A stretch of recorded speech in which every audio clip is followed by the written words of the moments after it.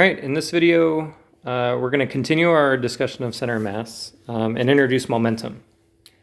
So we'll talk about momentum of a single particle and a momentum of a system of particles and how that relates to center of mass. And then you'll see the section is titled Law of Conservation of Momentum, so obviously some of that involved. So we're not going to get into too many like collisions, explosions, problems. Like those will come later on in the chapter. We want to understand the ideas that go into that first before we talk about like the difference between elastic and inelastic collisions. We'll do that later. So this problem that you see here, we can actually solve for part C right now. So based on what you learned last video, you could probably do part C just by using a center of mass. So we're going to do that again later.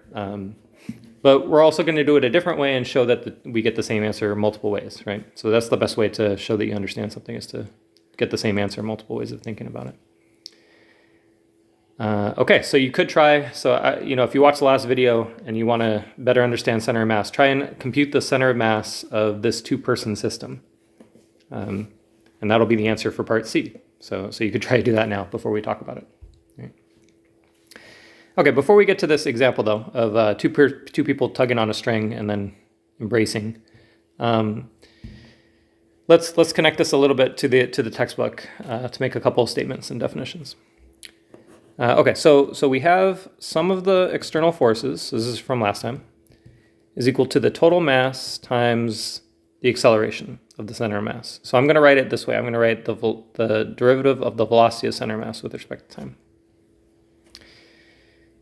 Okay, so your book talks about the case where there's no external force. So if the sum of the external forces is 0, then the right-hand side is 0.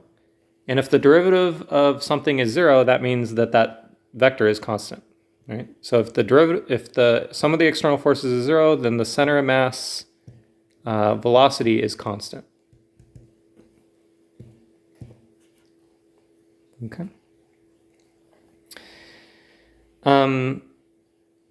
Okay, so to better understand and talk about these things, we're going to introduce something called momentum. So we'll define for each particle, for each mass comprising your system. So for each particle, its momentum. So the momentum of a particle is mass times velocity of that particle. So this is so before we continue on with the discussion, let me pause for a second and just contrast this with energy. So remember, energy was 1/2 mv squared. So a lot of people outside of a physics class will use energy and momentum kind of in the same way. Like an object that's moving has something to it. It has some energy, it has some momentum. A lot of the times these words are used interchangeably. One key difference here is that momentum is a vector. So see how, energy was just a scalar, it was just a number, some number of joules. This is a vector quantity. Momentum is a vector. So it's mass times velocity, and it's pointing in some direction, whatever direction the object is moving. There's no special unit for this. The SI units for momentum are kilogram times meters per second. We don't have a name for that. We just have to say kilograms times meters per second. And it's proportional to velocity, not velocity squared. All right, so we'll talk about this in a little bit more detail when we talk about impulse. We're going to have something like the work energy theorem, except it will be called the impulse momentum theorem. So as a spoiler, like the force times time has to do with momentum, and force times distance had to do with energy. Okay, so we'll come back to that point.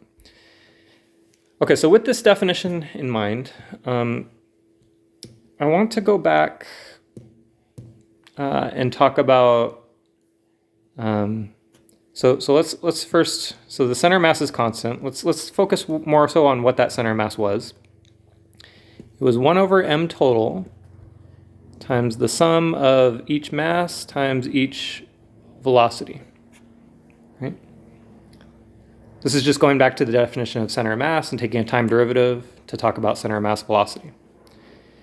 But with this definition in mind, each of these is the momentum of each particle. So this is 1 over the total mass of the system times the sum of the momenta of each particle, momenta of the particles, and that's just the total momentum. So this is total momentum of the system, which is sum of the momenta of each particle within the system, divided by the total mass. So if we multiply both sides by m total, we get p total for the whole system is mass times velocity. Okay, so in other words, so there's momentum of a particle is mass times velocity. Momentum of a system is also mass times velocity, but it's the total mass of the system. And the velocity is the velocity of a special thing called the center of mass, which we talked a lot about last time. So for each particle, you can define a momentum for a system, for the system as a whole. That's the definition of that's one way of writing the center of mass, and it's also that's one way of writing the total momentum of the system. But it's also just the sum of the momenta of the individual pieces. So there's two ways of thinking about the total momentum of a system. It's the sum of the momenta of the particles, and it's also mass times velocity, but it's a special mass, the total mass, and a special velocity, the velocity of the center of mass. Okay, so let's keep going. So there's two things. So for each particle, the sum of the forces on that particle is equal to mass times acceleration. If we bring that mass inside the derivative, this is the derivative with respect to time of mv, or the derivative of the momentum of that particle with respect to time. So Newton's second law, you're used to seeing sum of the forces is mass times acceleration. A more general way of writing it is the sum of the forces is the change in momentum with respect to time. So this is Newton's second law for a particle. And you can show, and it's probably not too surprising, that for a system, the sum of the external forces on a system is equal to the change in the total momentum of that system with respect to time. So this is Newton's second law for a system of particles. So you could talk about on a particle by particle basis, or you could talk about the whole system together with a total momentum and how that total momentum can change. It's not through internal forces, it's through external forces that have to act in order to change the momentum of the system. Okay. So the big reason for the definitions of momentum are to write down these two equations, which help us think about what forces do to the system. It changes the momentum of the system.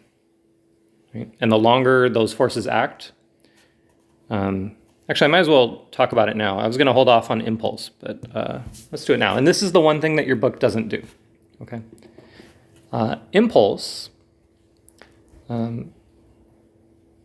So let's take this and focus on it. So let's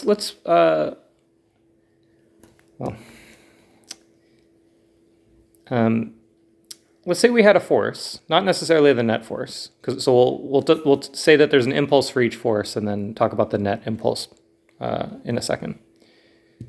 For each force, you can look at this quantity called the impulse. So we'll define. And you'll see why we're doing this. Like, basically, if you look at this, we're multiplying both sides by time and integrating, right? So we're going to define something called the impulse of a force, and J is the symbol most often used for this. This is the integral of a force over a time. Okay, so for each force, if it acts on an object over some amount of time, and that's the impulse delivered to the object from that force. Okay, so if we add up all the impulses on an object, so the net impulse on an object is a vector. This is the sum of all the individual impulses.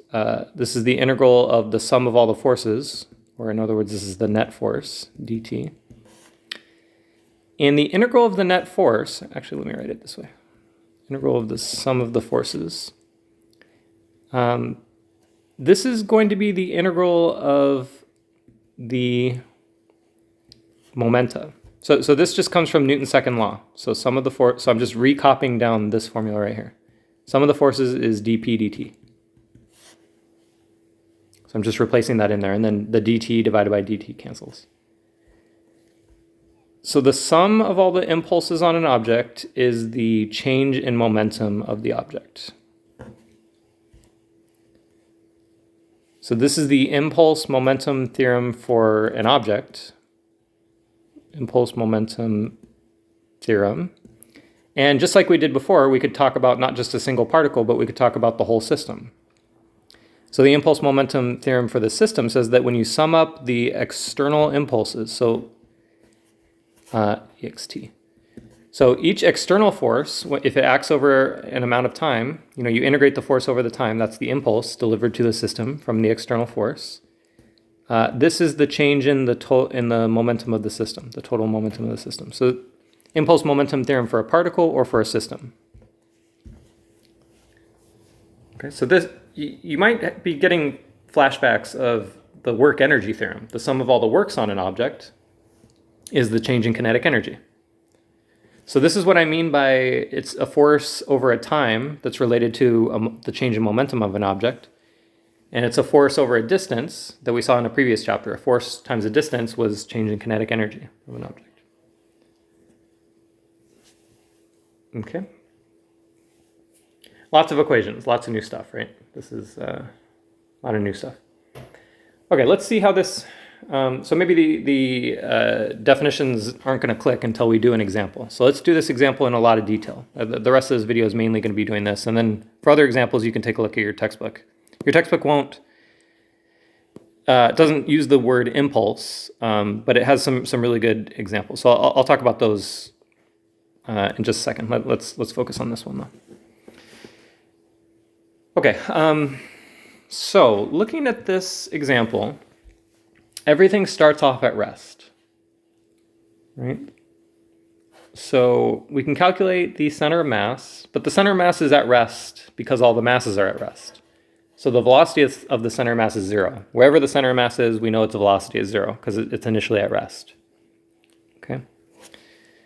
So the question doesn't ask for this, but let's compute the center of mass. Why not? Okay. So let's go to the original problem here. So before we even start part A, the x location of the center of mass is 1 over the total mass, and it looks like one of the people's masses was 3m and one was 4m, so the total mass was 7m. And we're summing over 2 objects, the mass of that person times the x-coordinate of the person. So the center of mass is 1 over 7m. It looks like, I forgot which one was which. The 3m was at x equals 0, and then the 4m person was at x equals L. So the 3m person was at x equals 0, and the 4m person was at x equals L. So this is an example of computing a center of mass for a discrete system, a number of objects that we can count, right? Not infinitesimally small with an integral, but a discrete number. Okay, so 4/7 L, it looks like. So the location of the center of mass is 4/7 L. And if everyone is at rest, the velocity of the center of mass is 0. If both masses are at rest. So that part's easy too. So this makes sense that it's at 4/7 L, right? It's not quite in the middle, so this would be L over 2. It's a little bit closer to the person with mass 4m. So it's 4/7 of the way. Makes sense. And yeah, one-dimensional problem, so maybe just right there or something. Shoot. Okay, so... Okay, so one thing I want to point out right away is that there's no ice. There's no net external forces. So there's a gravitational force on each person vertically downwards. that does provide an impulse, right? It's a non-zero force over some amount of time. So it depends on, so the bigger the amount of time, the bigger the impulse. But there's an equal and opposite normal force for each of those two gravitational forces that cancels those two. So there's no net force on the system. So the system I'm defining as the two people and with or without the string. So the string doesn't have any mass, so it doesn't really matter if you include that as part of the system or not. The system is the two people. There's no external forces. There's no friction, and the gravity and the gravitational and the normal forces cancel for each person. So there's no net external forces. So this is a key idea moving forward for this problem. There's no net external forces. No net external forces. There are external forces. There's gravity and normal forces, but no net external force on the system. And our system is defined to be the two people. So remember the consequences of the no net external force. That means the center of mass velocity is constant. So therefore, VCM is constant, and it's equal to its initial value, which is 0. So that means the center of mass doesn't move at all if there's no net external force. So even though these two people are pulling on each other, even though if they both tug on this string, then this person's going to start moving to the right, this person's going to move to the left. Those are internal forces. Those are forces between the two people. So one only moves if the other one moves, right? This person only moves if there's tension in the rope, and the tension in the rope only exists if this person is tugging on the rope. So the only reason one would start moving is if the other one starts moving. Okay, so the string is just kind of the intermediary between the internal forces between the two people. Okay, so the reason this is important is right here we're told how fast person A moves as a result of the tug on the string. And we can figure out how fast person B is moving by using the fact that the center of mass velocity is 0. Okay, so person A, the lighter person, is moving with speed v naught. Okay, so we're going to use the fact that the center of mass velocity is still 0. And here in one dimension, we don't have to use the vector sign, right? Everything, so positive is to the right, negative is to the left. The center of mass velocity is 0, so it's 1 over the total mass, which doesn't really matter here because it's equal to 0. Sum of the mass of each person times the velocity of that person. Oops. So this means 0 is equal to the mass of person A times, and we're told that their speed is v naught. And so this sum just, doesn't tell you to put a minus sign there. So I'm going to put plus mb vb. But in order for these two things to sum to 0, one of these has to be negative. So v naught is defined to be positive, so it looks like vb is going to be negative, which makes sense. Person B moves to the left, moves in the negative direction. Okay, so this will be their velocity, which will be negative. Okay, so just plugging the masses in, we have 3m and 4m. Or in other words, VB is negative 3/4 V naught. So they're moving in the opposite direction as person A, and they're only moving 3/4 the speed. So this makes sense. They're more massive. This person's more massive, so they're not going to move as much. Okay, so this is, and it's not too surprising that this is all a consequence of equal and opposite forces between the two. Right?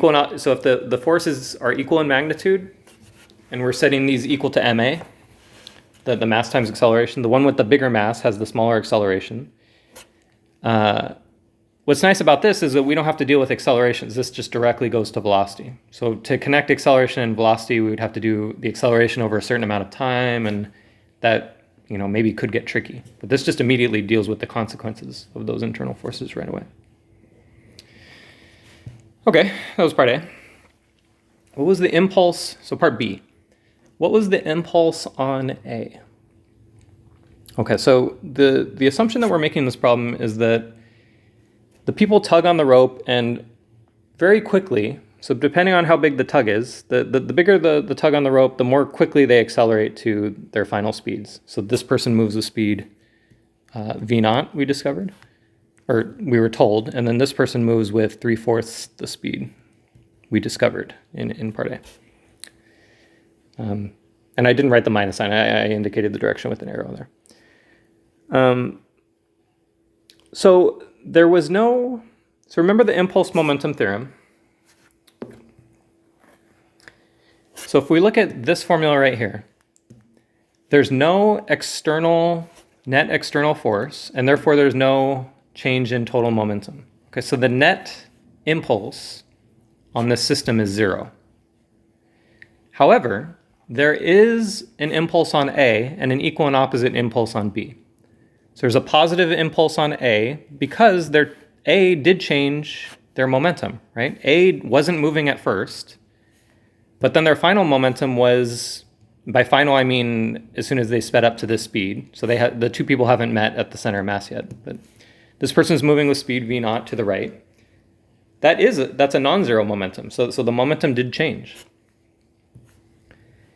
So even though there's no net impulse on the system, there is an impulse on A and an impulse on B, and they're equal and opposite. So these impulses are internal impulses within the system, but this question is focusing just on A. So we don't want the net impulse of 0. We want the impulse just on A. So the answer is non-zero because there is a change in momentum. Okay, so for part B, the impulse, the net impulse on person A, this is a vector quantity. This is the change in momentum of person A. So this is the final momentum of person A minus the initial momentum of person A. Now they weren't moving initially, so this part's 0. The initial momentum was 0. And the final momentum of person A is their mass times their velocity. So the net external impulse on A, if we call the plus x direction to the right, I guess there was no coordinate system used, but so maybe instead of the I hat direction, I'll say to the right. I'll specify the direction, to the right. So there's an impulse on person A to the right, and there's an equal and opposite impulse on person B to the left that's equal to 3m times v0. The way you might think of it on person B is the mass is 4m and the speed is 3/4 v0. But 4 times 3/4 is the same thing as 3. So it makes sense that they're the same. Okay, so as an aside, before we do part C, what is this saying? Who cares about impulse? So parentheses, what is this saying? This is saying that, so if we look at the impulse on person A, this is the integral of the force on A with respect to time. And we're told in the problem statement that this is some definite quantity. This is definitely equal to 3m v0 to the right. So that tells us something about, so if we knew something about how big the force was, it tells us how big how much time that force elapsed over. Or if we knew how much time they were tugging on the rope, it tells us how big that force was. So once we know one of force or time, we know the other one. So if the force was constant, approximately constant over the time when the person was accelerating, we could take this force out. So in other words, we could also say that this is the average force on A times the time over which that force was acting on A. This is equal to 3m v0. So if we know one of these two things, we can figure out the other one if we know the change in momentum. Right? So impulse is force times time, basically. Right?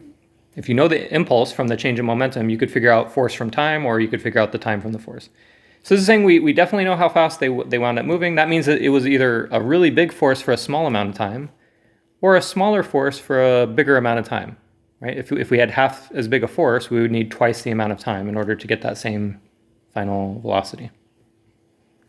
Okay, so these are useful words that help us describe the problem that Shankar doesn't do for whatever reason. Okay? But impulse is definitely a word that we're going to use. So it's something we want you to be familiar with. And again, so this is a vector equals, I got to put a vector on the right-hand side, so I got to indicate direction. So I'm just going to write to the right. That's fine. That's still a vector equals a vector. Okay, so let's go back to part C. Where do the two people meet? C, they meet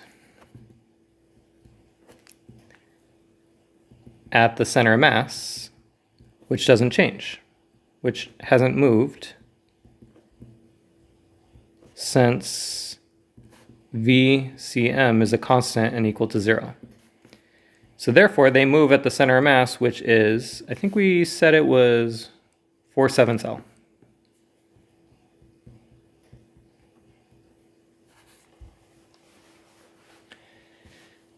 Okay, so that's one way of figuring out where they met.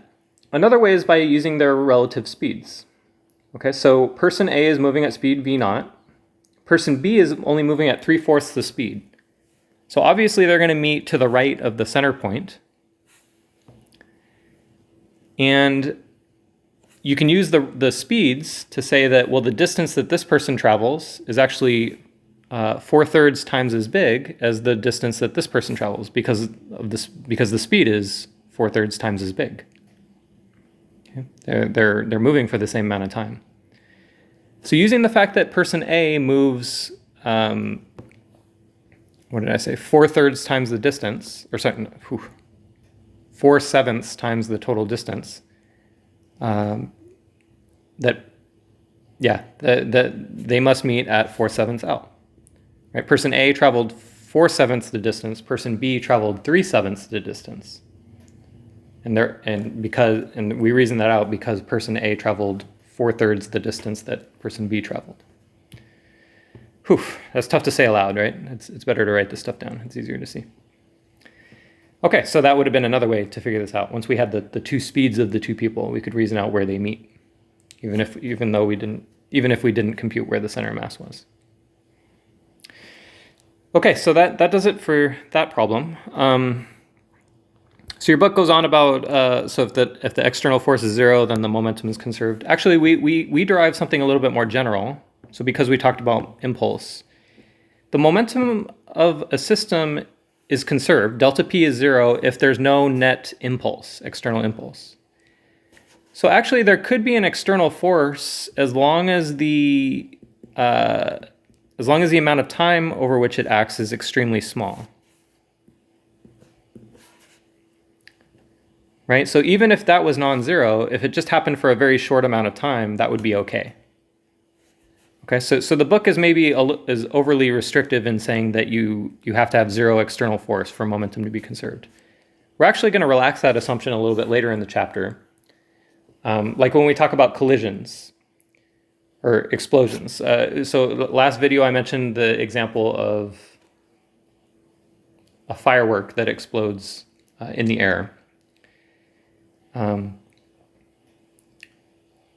So basically the firework, right before it explodes, right after it explodes, the center of mass doesn't move very much in that amount of time because the explosion is so fast.